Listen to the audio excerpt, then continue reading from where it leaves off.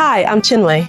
In this podcast, I am thrilled to bring you an incredible lineup of guests, ordinary women who have harnessed their struggles into powerful transformations. No matter your background or backstory, their experiences will resonate with you and will inspire you to let go of the limiting narratives shaped by your circumstance, upbringing, or past programming. We can all achieve greater freedom and happiness in our everyday lives, and my guests are here to tell you how. So, come on, let's dive into season 2 of Beyond 9 to 5. Welcome to today's episode of Beyond 9 to 5. I am so thrilled to introduce you to a truly remarkable woman. From her humble beginnings in a single-parent home in Ghana to a convent school here in the UK, and now a GP and doctor, she has made it her mission to serve underrepresented communities in healthcare. Her story is a testament to how an ordinary woman can achieve extraordinary things through purpose and passion. So without further ado, let's dive into today's episode in conversation with Dr. Victoria Minkah Adam. Hi, Victoria. Hello. Hi, oh, very, very nice to meet you and to see you. Actually, we've met before, Yes. But it's so lovely to meet you, right? And to have you here on my podcast. Thank you for having me. You were born in Ghana. Yeah. And at quite a young age when your mom became a single parent. That's right. Tell me about that. Tell me a little bit about that. Okay. So I was born in Ghana, as you said, and sadly my mom was widowed at the age of 28. So that's really quite young. Yeah. They had been married for about 5 years and I was 2 years old. My dad just passed away really suddenly and she became a single mom. And that was it, really. So she came to the UK to pursue education in nursing. And later on, I joined her when I was about 6 years old. Okay. Yeah. What was that like coming? And you were probably quite young, isn't it, when you came in? Do you remember what it felt like to move from Ghana to the UK? I still do remember how many years on. It's quite a cultural shock when I first came. The weather and obviously everything was different for me. I lived with my grandmother, so I completely wanted to go back. Yeah. Oh, bless. But I adjusted and got used to the whole thing. Yeah. Grew up here. Do you have siblings? So I'm an only child. Yeah. And when you came here to the UK, you wanted to go back to your grandmother. Yes. Why? You'd think that, you might want to kind of, because your mom is here, right? Yeah. And I guess the culture shock was shocking enough that you were like, get me out of here. I was really bonded to my grandmother. Yes. To me, she was my first mother. Yes. So, it's difficult to live familiar situations, especially as a child.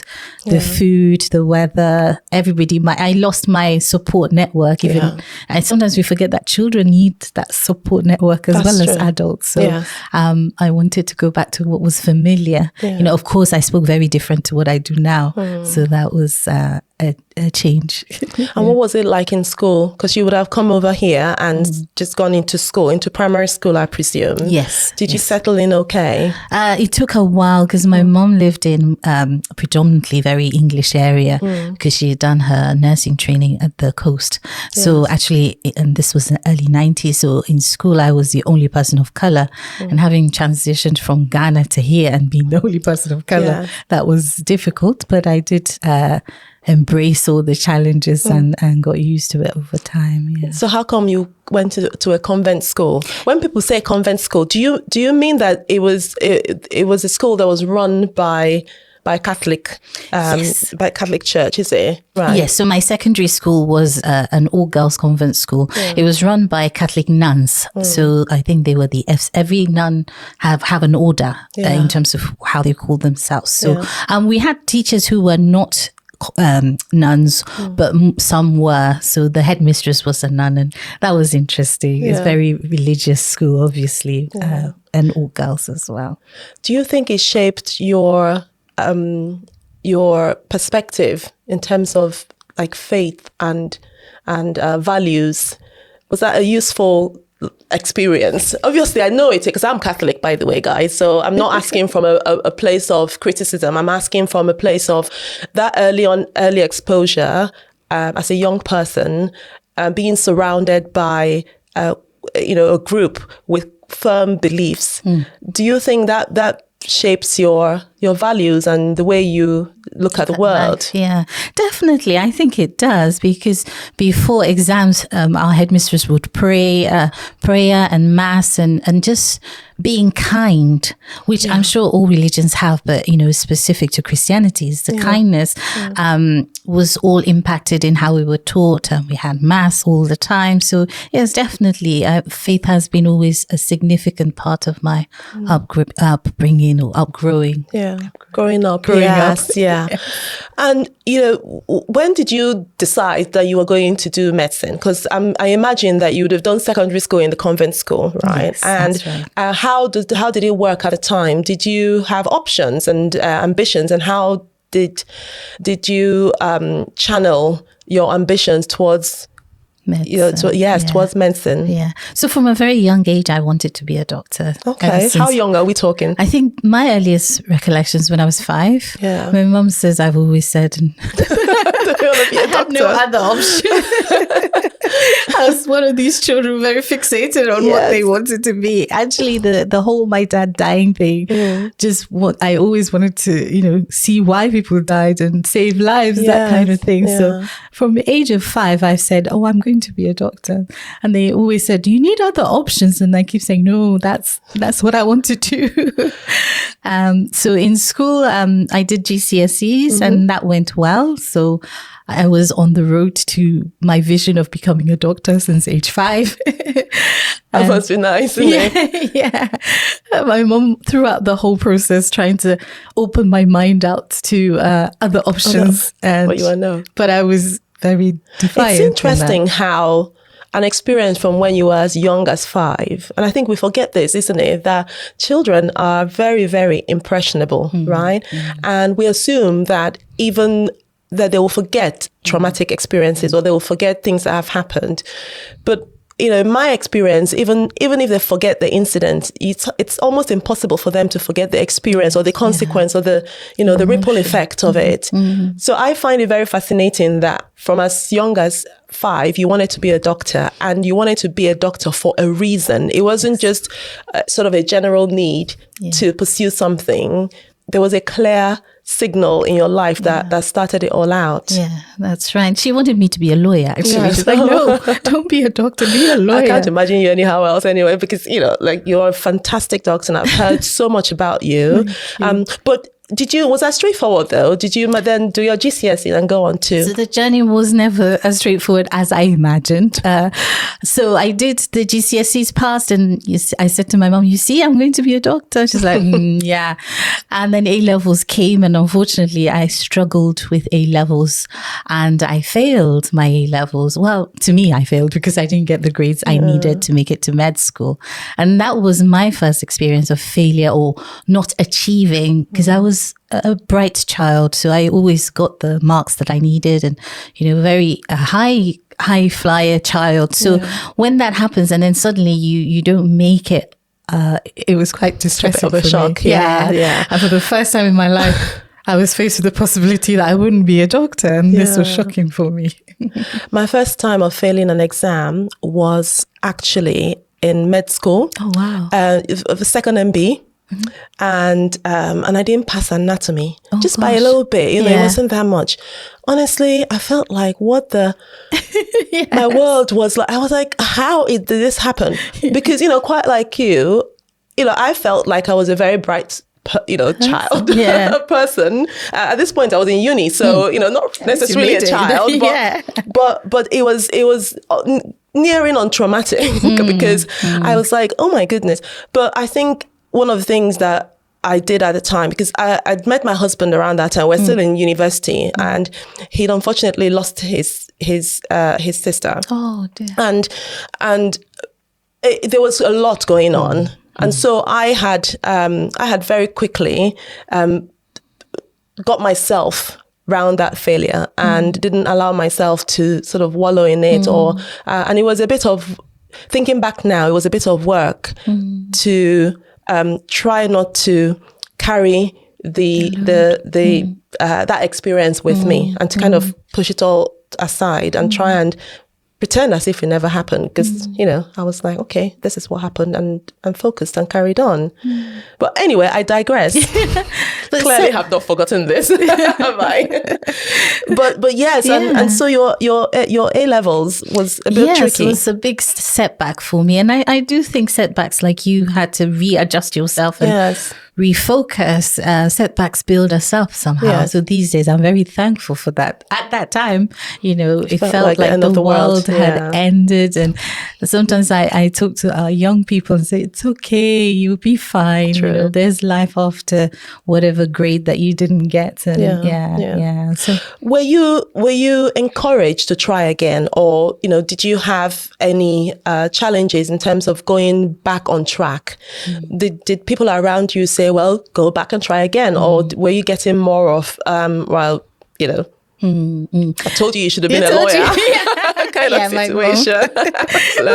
I tried not to use this as an excuse for failing my A-levels, but my teachers, they were not very encouraging, and they never really bought into my vision of becoming a doctor. They always said, oh, Vicky, you should, you know, you can never be a doctor. You should reconsider this thing. I'm going to be a doctor. Yeah. So when I failed, it felt like they were right all along, because that's what they had said throughout my whole A-level time. And why was that? If you had been academic, because I'm really interested, and again, not to, you know, criticize anybody, right? But I'm interested in knowing why it is that they felt you couldn't be a doctor, even though you were technically, academically able. Right. Yeah. Right? Yeah. So do you know why that was? That they... I don't know. I always think people have an image of what doctors should be like. And maybe in those days I didn't fit, because I was a very short black girl with a semi-African accent saying, oh, I'm going to be a doctor one day. And, you know, when those days, when you imagine doctors, it's not somebody that looks like me at all. So my A-level teacher, especially the chemistry one, and of course you need chemistry for med school. Medicine, true. It's like, no, you can never, you know, consider maybe a nurse, and no offense to nurses, or consider something else. It just wasn't something they felt that I could achieve. But obviously it happened. Here I am now. So how did you get into medicine then? Because you had to do a graduate course. You did a graduate course. So I didn't go back and repeat my A-levels. I went on to do a first degree, which I found an amazing experience, because I think that's where I discovered who I was at uni, and, you know, making my own decisions and rebuilding my whole desire to still do medicine, and knowing that there was another way. It didn't all have to go from A to B to C, you know, the straight route. There's always many routes to achieve what you want, really. And you've had a very interesting career now, because now you're a GP. Yeah, now I'm a GP. And you're also a pastor. Am I allowed to say a pastor's wife? Is that a title? Preacher's wife, pastor's wife, pastor, whichever one. Have you seen the movie called The Preacher's Wife? Yeah. Was it Whitney Houston that was in it? Yeah. It was a lovely movie. It's been I've watched it a while ago, but yes, there is literally a movie called The Preacher's Wife. I can't sing like her. You in that role, right?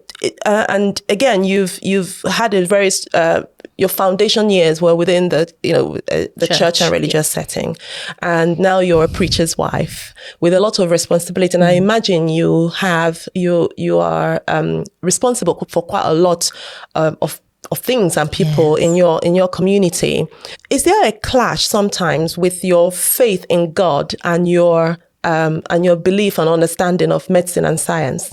Right? Is there a balance there? I don't want to call it a clash, because it's not necessarily a clash, is it? Yeah. It's like a balance. Do you find that you're having to strike a balance there?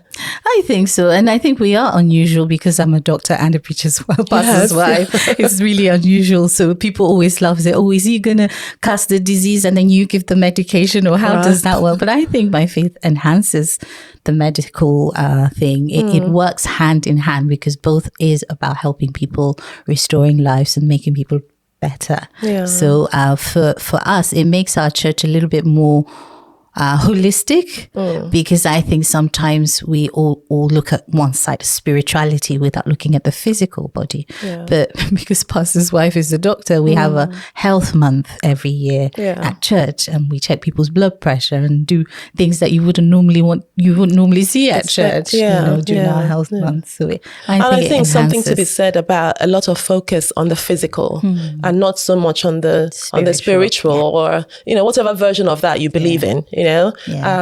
Because I know Africans, you are usually very deeply religious, right? And do you have any experiences of helping patients who are, in a way, leaning more towards the spiritual side and less so the physical side, right? Do you have any experiences of in that regard? Yeah, I can imagine. It's always hard. Obviously, we don't really share our faith at work, but in my clinic room, I have lots of Bible verses everywhere. So people point to the Bible verse, and I think people find it comforting, even in a very difficult consultation or conversation you're having, just acknowledging the spiritual side of the person and understanding that we do get lonely or we do feel, desperate in certain circumstances can be helpful.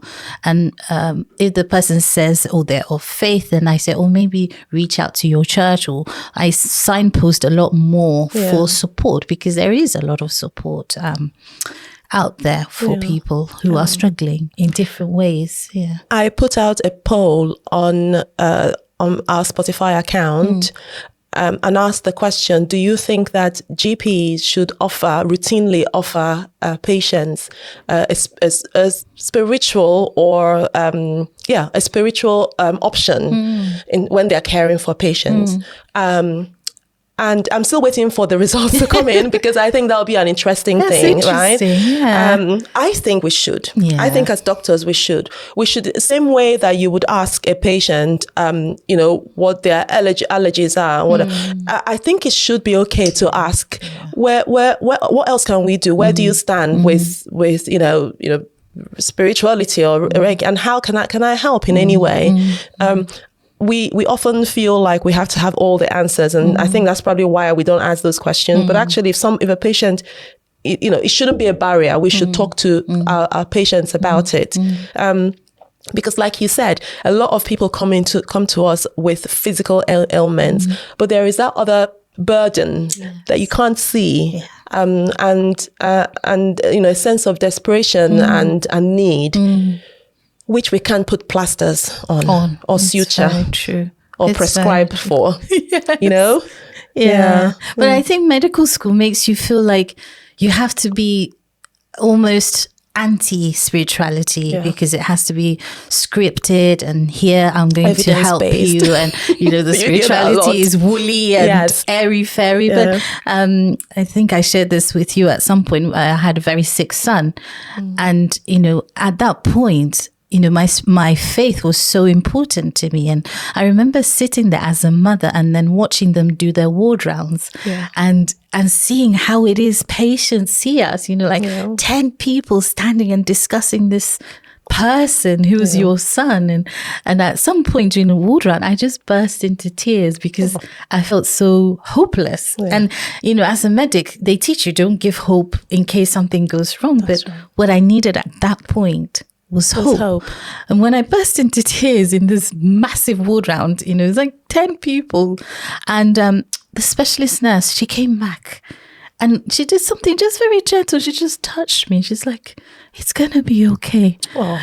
And for me, I knew it wasn't going to be okay. That just gave me good flesh. Yes. Yeah. For me, we were hanging between life and death. I understood completely what they were talking about in medical lingo. But she came back and said, it'll be okay. And that meant so much to me. Yeah. So I think even as medical people, we should just look at offering a hope, because hope is so important in that time. Ladies, pause for a moment and imagine this. A circle of women, strong, talented, wise and powerful, all in one place, ready to support you through tough times and to celebrate the good ones too. Picture a safe space where you can truly be yourself. A sisterhood that lifts you up, empowers you, and where we can share invaluable experiences with each other. Now, what if I can tell you that that circle is right in your hands? Introducing Health Mary app. Health, well-being and lifestyle solutions for women by women. All you have to do is download the app. It's free and it's all the girl power you need. It's so important. And, for especially, I think, for people who have come to the UK and who are really struggling to navigate the healthcare system with all the culture shock that goes with it. And then you add that one on top of it, I know. And, navigating the NHS and the healthcare system here is challenging, but I think even more so that for people who are new to the country. What do you think? Has that been your experience as well? Oh, yes, definitely. We don't see it because if you're in the UK for a long time, you understand the system, the processes. Do you? And where to, well, apparently we're supposed to. I'm still learning it, and I've worked here for ages. But yeah, I get what you mean. Like you at least know where to find to get help to some extent. Yeah. But here you are, you've come from a different country. You don't really speak the language the way, properly. And there's so many different things. There's 111, there's A&E, there's this, there's that. And you don't really know how to navigate the system. And at each point, there's barriers. You go to see this specialist, they say, oh no, it's not this problem. Go back to your GP. And then they'll refer you to another specialist. And then you say, but I needed help with all of it.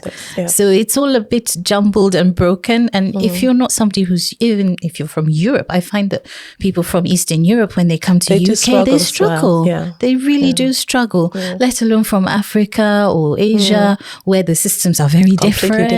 And then you're coming into this process. I do think that they struggle. So then they don't get the help that they need, and things get worse. It does get worse. Quicker. I was just going to ask you about that, because my experience certainly has been, I'm seeing a family and I'm thinking, God, this is like 6 months, 3 months behind, right? Yes. What has happened in the meantime? Yeah. And if you start asking questions, you'll find that's it. Yeah. First of all, there is that reluctance to approach because they're not sure. Sometimes I find that they think that they would incur some sort of charge or something. So it's simple things like that. The barriers there are both physical, language, and otherwise. Yeah. And it doesn't then help if they come away with a non-optimal experience. Yeah. And that's what everybody else hears about and all of that. Yeah. But for me as a pediatrician, ultimately the person stuck in all of this cogwheel is the child, who's presenting a little bit later than I would have liked, So this makes sense, therefore, what you do at Restoring Health GP, isn't it? Tell me a bit about that. Yeah. So Restored Healthcare GP came as a result of COVID, actually. So I was really sick in the first... Really? With COVID? With COVID. Oh my. Obviously, we were GP and we were frontline and nobody knew what we should do and not do. So just before lockdown, I got really sick. And that was the time that they were admitting, if only you're like dying. Yeah. And I was home upstairs, separated from my family with this COVID, and it was touch and go. I couldn't breathe and blah, blah, blah. I'm normally very, very healthy. And all I could see on my phone was these pictures of so many, I don't know, it feels so long ago now, so many faces of people who had died, those days on the news, all you could see was the people going. Yeah.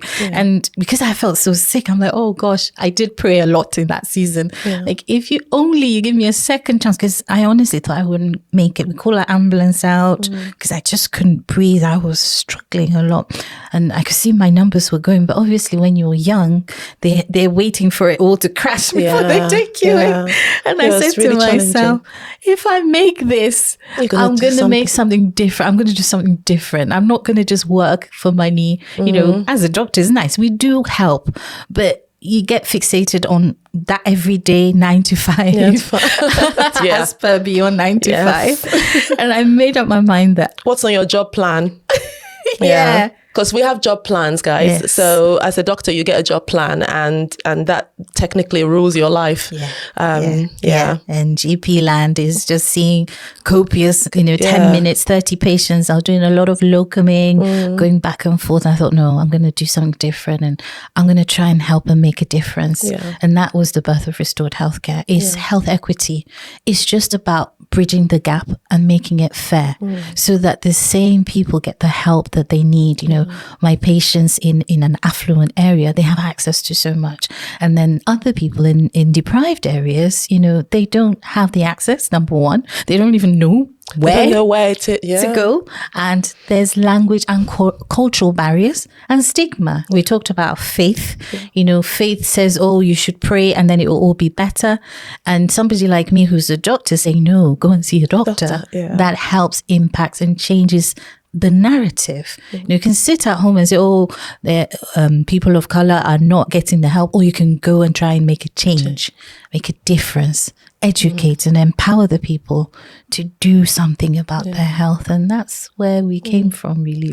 I love that you are not just trying to give them a solution, or give these communities a solution. You are also trying to encourage them to be part of that solution, to take part, to participate, because that's the only real sustainable and permanent solution. If people really took control and took autonomy over the problem.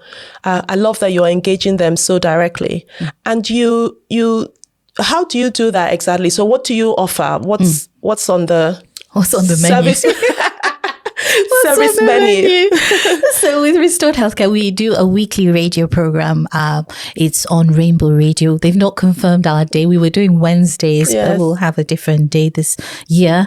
And every week we pick a health topic and we talk about. So we've done cardiovascular health, we've done dementia, done diabetes, we've even done mental health. And I think I was telling you, when we did mental health, we brought the pastor, my husband's friend, on to fight about, is it just demonic, or can you get help? And have that debate. We have conversations that people are scared to have. Just before Christmas, we talked about hepatitis. Do you know your hepatitis state? Do you know where to get blood tests from?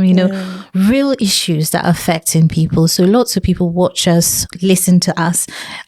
They send questions, so they phone in, ask questions. It's an open platform for people.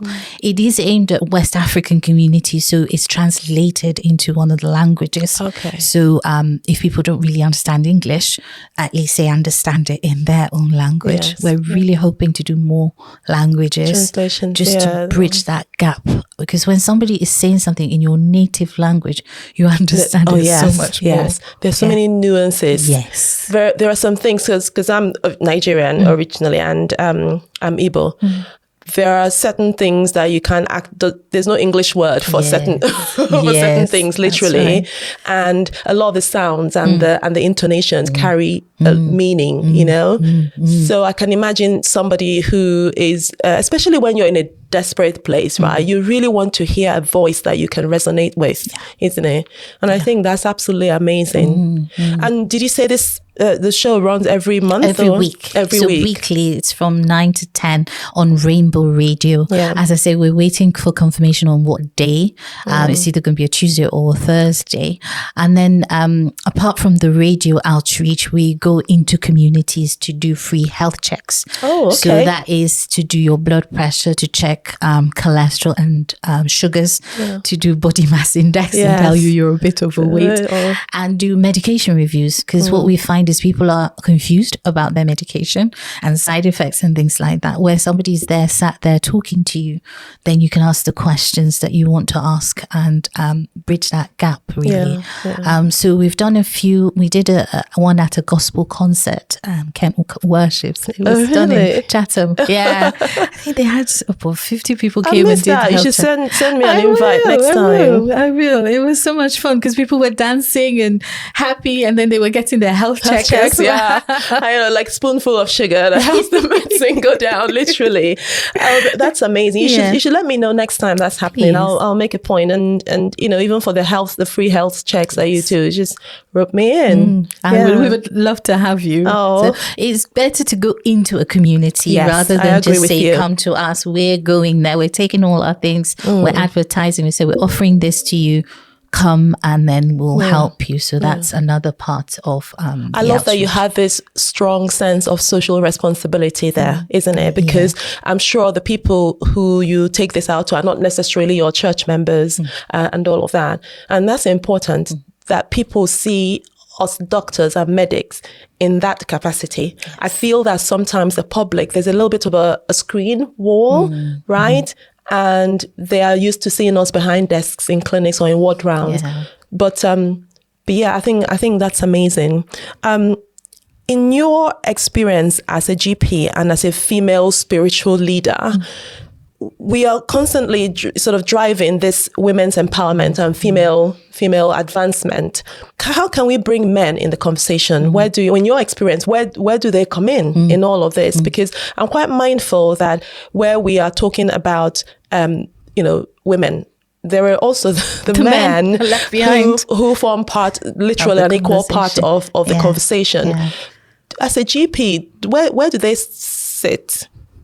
I think it's really important to include the men in every conversation, even about women's health and about menopause, about anything. Because without the connection with the men, it just becomes a them and us situation. And when you look at women's health, women are very rarely able to get the help they need for what's going on. But men are very reluctant to go anywhere near a doctor. Is that what you're finding? Yeah, they don't want to go. Yeah. So you see prostate cancer, especially men who are of color, black men or Asian men will not go and see a doctor. Yeah. They'll say, oh, no, I'm fine. And, sadly, you're getting prostate cancers very late just because they're coming quite late. Yeah. They're presenting late. So I do think we in trying to empower the women, you don't leave the men behind. You bring everybody together and say, look, we all need help. We all need to seek help when, have conversations, be more open about our health or what's going on with us. Men and mental health is another thing. On the radio show, we did men's health for a whole month and we covered mental illness in men, especially African men, where it's a taboo to talk about, where in our culture it says men don't cry or men need to be strong. And then you have a man who's really struggling and can get the help that they need, but because of cultural barriers, they don't, and if something happens to that man, that impacts the whole family. On the family, true. So and we talk about the girl child all the time, which obviously I'm for, but what about the boy child? Yes. I have two boys and I'm trying to educate them and say, no, boys also have to do this. Boys also have to look after themselves. They don't only do the football and whatever else that, society says they do. Boys are also sensitive. Yeah. They also cry and they should be given that space to express their emotions rather than shut down. So in trying to help the men, you look at the boys because that's where it starts. True. If we're not building our boys and making them sensitive or encouraging them to share emotion, when they become men, then they're closed off. Yeah. And it's even harder. I totally agree with you because, if you say go to like any convention, even podcasts like this, right? So unless they are coming in to talk about business, they don't want to, you're not going to, and so what do you think we can do as women? Say you are, wherever you are, what can you do to literally include men in the conversation? Basically, in this podcast, by the way, I try to bring in a balance to this, and our surprise guests each season is usually a man because I think it's so important. Season 1, we had Dan, who came and gave us a really interesting perspective, and I am a strong believer in balancing out the conversation. Right? In practice, in everyday life, what does that look like? So we have to be intentional with the men and maybe create situations that they will feel free to come into. So we have a men's ministry at church, but we include them in our health checks and everything else and make them understand. And I think things like radio station, or where they feel like, oh, okay, I'm not the only one, or where they're not having to mask all the time and they can feel, oh, it's okay. I'm okay. That's important. And as I say, reaching the young boys for me is where we start. I mean, I'm personally having the conversation because I have 2 daughters and a son. Okay. And you're right about this being mindful and intentional about it. I do still have conversations with my girls to be mindful about their brother and vice versa. Yes. And admittedly, it probably would be like 2-3 years in the making where I am actually being mindful. Before, not particularly, not because I didn't care, and I'm sure I balanced the conversation somehow. But in the last few years, I have been quite mindful about it, because I think it's so important, isn't it? And I think that that we women have a role to play in that. Yes. Especially if you're a parent, boys, with boys, we have a really important role to play, and we shouldn't assume that it's all going to work out somehow, you know. And you're absolutely right to be very, very intentional about it and start teaching our girls as well concurrently. Right, with this is a partnership. Whether that's a great word, partnership. It is a partnership. Humanity has 2 genders, and you can't. One is not exclusive of the other, as far as we're concerned, isn't it?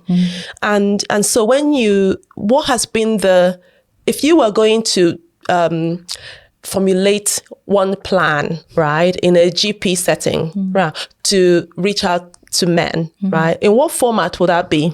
How would you, sorry, I don't mean to put you on the spot, but what do you think they'll respond to, right? Based on your experience, podcasts or sports? Do you think? I think it depends on the age of the men, but it seems like they love sport or something that would just bring a conversation rather than telling. Because women, I think we're very good at telling what to do rather than saying, well, what do you think? Or what do you want? Or would you prefer this? And we think we have the I with my husband, I think I'm so much better with the children than he is. But probably his way is different. It's different, true. And different doesn't mean inferior, So I would probably organize a sports something or something that they would enjoy, and then ask them questions. Just to engage and then feed in different thoughts. See, I think that if I was to improve men's health, I would target women and enable them to be able to do that. Because if you think about it, our relationship with men is always almost like in a very intimate capacity. So either as a partner or a wife, or as a mother to a son, right?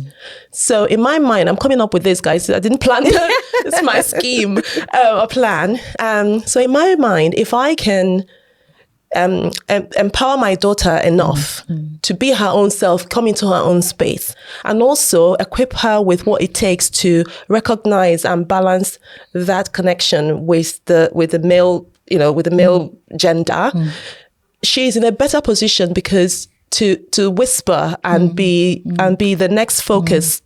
Do you see what I mean? To support, her son, her partner, her friends, and all of that. Because they listen to us, right? So the sons and the husbands and things, and partners, and even friends, right? Especially if you have, a friend that is a boy, they tend to listen to us in those quiet moments. That's when I think we can make a difference. You're very right. So as a GP, most male patients who come in, they say, oh, my wife said I have to come. My wife booked this appointment. I hear that all the time. So you are absolutely spot on. Yeah, there you go. Is a lot of males that I see is because the female behind them, or the female in their life, has initiated that appointment. True. Yes. So it's true. 100%. Introducing Health Mary app. Health, well-being and lifestyle solutions for women by women. Download the app. It's free and it's all the girl power you need. Where do you see Restored Health GP going? What is your version of success with it? Yes, my ultimate would be to have a hub A physical hub. A physical hub, yes, where you could go for anything, for mental health, for your men's health, women's health, and the hub will be culturally sensitive, so that you would kind of breach the barriers.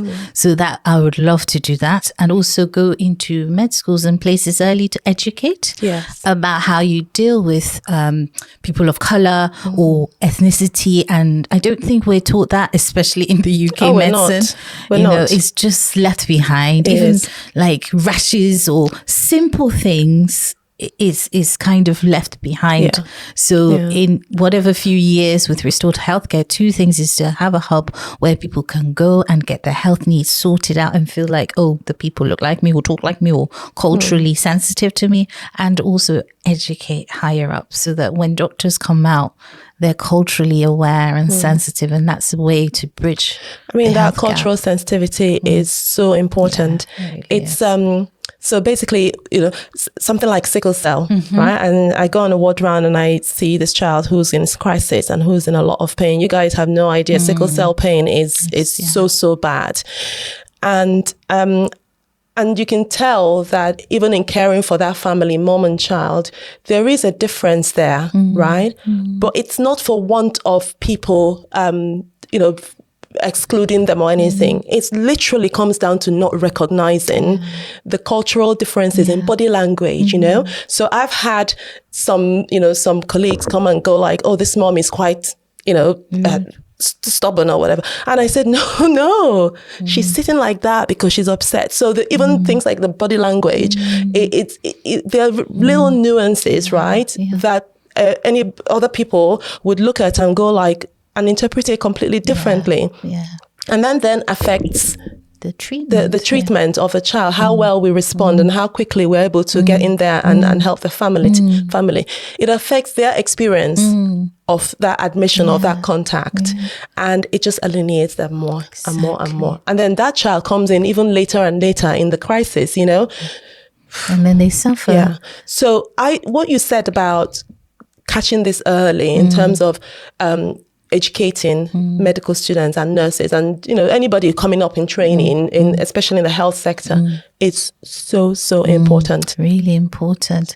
Eye contact is another one. Eye contact, in Africa, you're not supposed to look at your elders or people that you respect. So maybe a parent will not look at the doctor because they're showing respect, but the doctor will take that another way. So it's just being so aware, of different cultures and what do they do, what happens in their culture and what's appropriate, and just, being a little bit more compassionate as a medic. I know we're overrun and we're tired and so much pressure on us already, but I do think cultural sensitivity is so important in patient care, actually. I totally agree with you. I'm going to ask you whether in a way, kind of moving away a little bit from this intense. This is so intense, guys. It's so intense. And ask you whether you've read any books recently, because I keep asking my guests to, recommend a book, right? So do you read at all outside all of this busyness? Oh my goodness. When I was growing up, my ultimate pleasure was reading. But sadly, I listen to books. I listen to audiobooks, but no, I missed the reading, and I look forward to the future of reading. To be honest, can I just say something, right? So reading now for me is a bit of a challenge because that requires me sitting up, opening a book. I could never find a position that works, right? I'm always like, so in the end, and also because I'm quite busy usually, so I listen to audiobooks now, which for me is the same thing. So technically it's the same thing. So have you read anything recently or in the past that you think people should know about? I used to love Maya Angelou books. All right, I find her so inspiring and all the things that she did when she was growing up. And my ultimate book is I Know Why the Caged Bird Sings. And it's just, I love that book. Oh my gosh, it's so amazing. If there was ever a story of resilience, that was it, isn't it? Guys, if you're a bookie, that's a good one to go and read. It's an award-winning book anyway, but and with good reason. So yes, it's a really interesting book. Yeah. At the moment, I read a lot of the Bible. Yes. Which I'm sure that is the book. It is. It has many books in it. That as far as Christians are concerned, that is a book to read. So have you read the Bible cover to cover? I will confess, I have not read it cover to cover, even as a pastor's wife. Really? But I don't think you're supposed to read it cover to cover, though. It's supposed to be intentional that way, isn't it? Right? I have favorite books that I read. Yes. I'm trying to be more intentional about the books that are obscure in the Bible that you don't normally read. But nowadays, I'm actually finding pleasure in reading different things. It's encouraging me. I do find it inspirational reading Bible and getting a lot of comfort from that. From that, isn't it? Yeah, that's my book at the moment. Every episode, I read out a quote from the guest before, right? Can I read you what the guest before you wrote? And then we can think, reflect on it and see. So the previous guest wrote, "The comfort zone is where dreams go to die." Oh, that's a sharp one. Yeah. But spot on. What do you think? Yeah. I agree. If you stay in your comfort zone, you can never attain all these dreams and imaginations. Yes. So that's a really deep one, isn't it? And that's really true, isn't it? Because if the comfort zone means that you're not growing, you're not thinking, you're not increasing, and you just. Although comfort sounds like a good word, but when I think about comfort, I think about, a swaddle, right? Like that. And that is comforting, isn't it? But that is limiting. It's limiting. Right? That's keeping you in that spot, in that same place. I think about sleep. And you might just fall asleep as well, Right. If you sleep your whole life, you can't get your dreams that cannot come true. So, this is amazing. Yeah. And in fact, I'm going to publish all of these quotes on our website, beyond9to5pod.com. And I'm going to publish them. So if people want to go back and have a look at all these quotes and you find it an inspirational thing to do, by all means. I also write poems. So so the section on our website called Ode to You is where I publish some of my work. Yes. Wow. Very, very shyly. I write poems, but I'm very shy about it. But it's just hiding there right at the back of the website in case anybody wants to have a look. And like I said, I'll be sharing some of the quotes and other pieces of work from all of my guests. Victoria.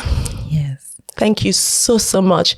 This has been an inspiring episode. Thank you for coming over and sharing with us today. I know a lot of people would have listened to this and been inspired to make a difference and not sit in their comfort zone, and go out there and be the difference and be the change you want to see, isn't it? Yes. I love that you're doing that. Well done. Thank you. And I want to thank you for creating this platform to share people's stories and empowering all of us to be beyond 9 to 5. Thank you also. Thank you so much. Guys, I told you this was going to be amazing. I am going to leave Dr. Minkah's contact details in the description below. And you can also follow her on LinkedIn and Instagram. Are you on Instagram? Yes. Find and follow her on Instagram because then you'll be kept up to date. And if you want to make a difference and help her in her cause, please reach out to her because I think it's such a powerful thing that she's doing. And like everything else, we can't do it on our own. We need all of you as well, isn't it? That's right. Thank you so much for listening. I can't wait to see you next time. But before I conclude, I want to leave you with one thought. Actually, it's a question, and it goes like this.